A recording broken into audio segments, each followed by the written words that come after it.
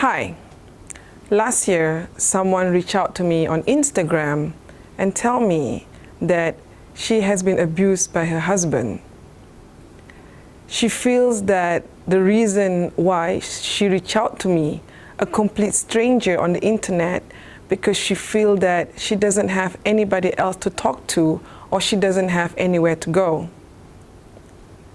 Earlier this year and recently, I learned that someone that I care about, someone close to me, also suffering domestic abuse.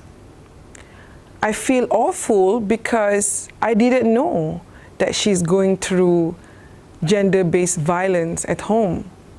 How can I know when she portraying such a picture-perfect life on her social media? Little that I know, she's actually in this vortex where she was sucked in, where she needs to portray a perfect life. And she cannot talk about what she's going through because she does not want to perceive as a failure. There's a lot of shame in admitting that you actually don't have the picture perfect family life that you try to project. My name is Nurul Ashiqin Shamsuri, and I am the founder of Project Fearless. Our work focuses on developing the potential of young women in particular and youth in general. And today, I want to talk about gender-based violence or domestic violence, and I'm going to talk about in the perspective of women.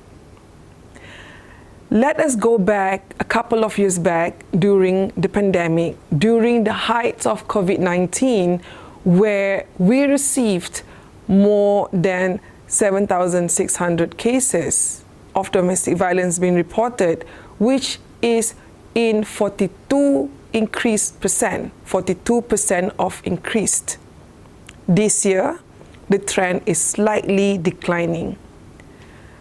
But this is not a good news. These are the reported cases. Who knows how many unreported cases out there? Despite the work by the welfare organizations, social service, the awareness being given by the government agencies and all other interest parties and stakeholders, and also the work to criminalize domestic violence through Domestic Violence Amendment Act 2017, domestic violence is still rampant, and it is an epidemic left untreated. So why is this still happening in our society? And whether it's pandemic, COVID-19 or not, International Journal of Environment and Public Health published a report stated that one of the biggest reasons for gender-based violence is cultural and societal norm. Our society is very patriarchal, and it causes the victim to hesitate to report what happened to them because of the stigma and shame. There are some glaring statistics in the report where almost 47% of the respondents believe that women can make men so angry that they lose control and hit them. This places the blame of domestic violence on the victim. 27% of the respondents believe that the perpetrators should be forgiven. It's forgivable if they didn't mean it or if they lose control. On top of that, 51%, more than 51%, believe that rape happened because of the way women dressed. All of these are the contributing factors, the perceptions, the victim blaming that make domestic violence still a problem? Because of power imbalance between men and women in this society is still very much a problem across industries, whether it's workplace, whether it's politics, healthcare, even at home. We need to talk about this instead of just glossifying it over or saying that this is just a family matters or denying the severity of this problem. Why should we care?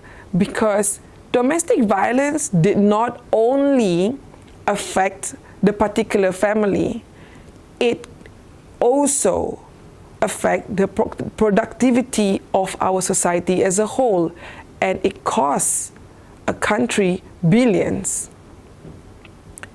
We might wonder, or we might find it hard to understand why the victim of domestic violence seemingly might want to choose to stay with their perpetrators, in this case, their husband. Let me tell you some of the reasons why they choose to stay. One is fear of their own safety. Number two, they believe that marriage is for better or worse. The perpetrators promise that they will change. They stay because of the children. Lack of self-confidence, lack of means and access, for example, to money, job, transportation, and accommodations. And lastly, they believe that the abuse is their fault. These are the reason a victim seemingly and feel that they don't have a choice but to stay in such a rotten situation. So what can we do? When the victim of domestic violence finally brave enough of have the courage to come to us, to tell us what's going on in that little family of theirs, what can we do? This is the part where we should really listen without judgment and with full of empathy. This is not the time for unsolicited marriage advice, where we tell them to stay or even to go. We need them to decide for themselves. I've heard some of the victim told me that when they approach some of the family members and they told them, you should stay. You should stay in an abusive marriage to save face. This is not our place. Our place is to listen. And if they need solutions, if they're brave enough to come and tell you they want to get out of these situations, then we find the solution together with them. Maybe we can offer accommodation, look up some numbers for social services, go with them to the doctors for medical report and other practical stuff. This is where we come in to help them. And for those who's watching this and you are the victim of domestic violence, no matter what your decisions in the future, this is what I want to suggest to you. Keep the evidence, all the evidence of the abuses, whether pictures or videos or witness. At the same time, when you are abused, get medical attention immediately and get medical report. At the same time, if you have children, find out what are the best way to keep your children safe. Where can they go? I would also suggest for you to keep an emergency bag where you can put all the important documentations and things that you need, the necessary things that you need, and keep them safe. And when you're ready to take action, and when you're ready to get out of the situations, there are some options available to you. 24 hours hotline, such as the police. You can also reach out to Women AIDS Organization, the WAO, through their hotline or SMS or WhatsApp. The informations are available on their website. You can also reach out to Talian Kasih 15999. These are all the available options for you. In conclusions, before I go, I would like to reiterate one thing to all of you watching.